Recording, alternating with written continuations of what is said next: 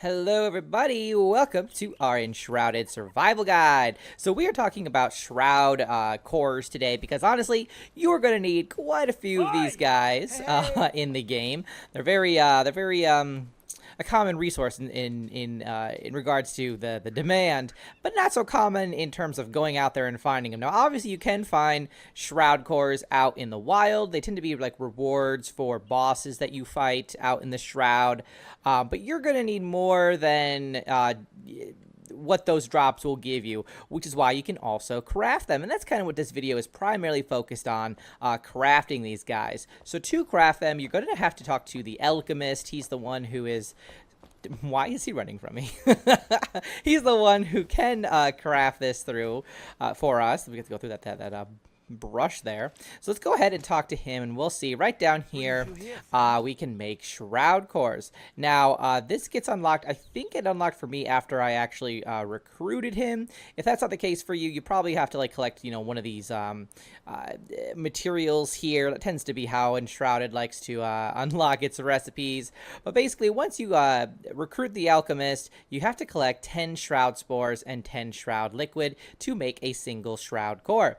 And we'll go over how to get these guys in a little bit more detail later. But basically, it's all you gotta do is have that, make sure your alchemist is there, and then just go ahead and craft it. I have some on me, so I'll just quickly do a little craft like that. And so we have our first Shroud core.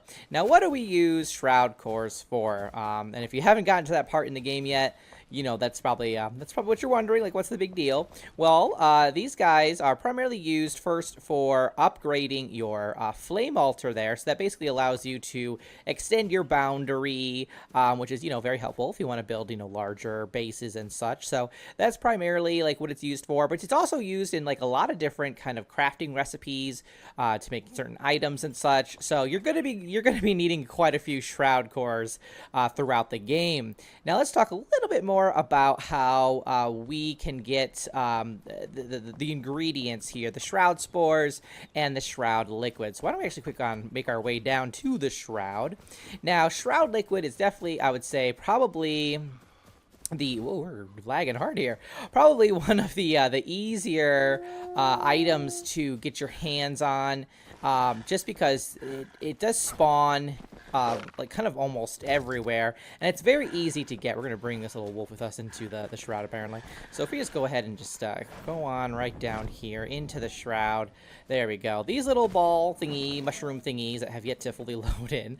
This is gonna give us the Shroud liquid. So if you just harvest this, you can see we've already got 2 right there, and they're all over the place, especially, and they're even like in this, like, you know, very beginning kind of oh, hello friend, beginning kind of area. So it's very easy to stock up on a lot of liquid pretty gosh darn fast without too much of a risk. So that is kind of how you can get Shroud liquid. Just look for those mushrooms. They're all over, like I said, and very easy to accumulate.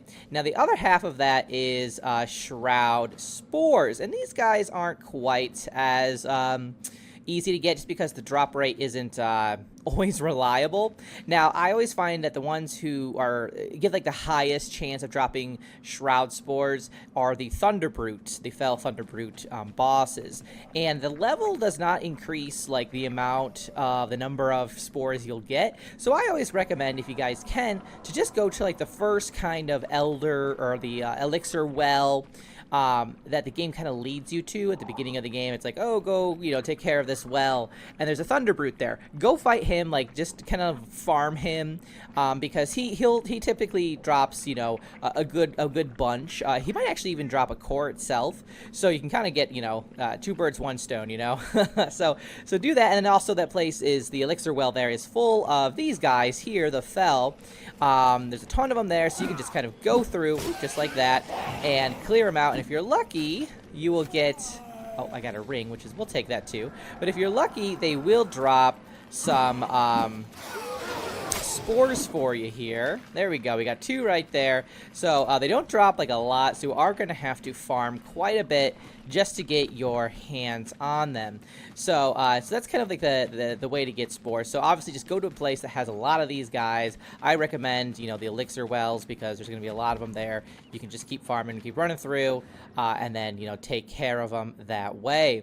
So once you have all of that, then obviously just go to the alchemist. This is lagging really hard. That's lovely.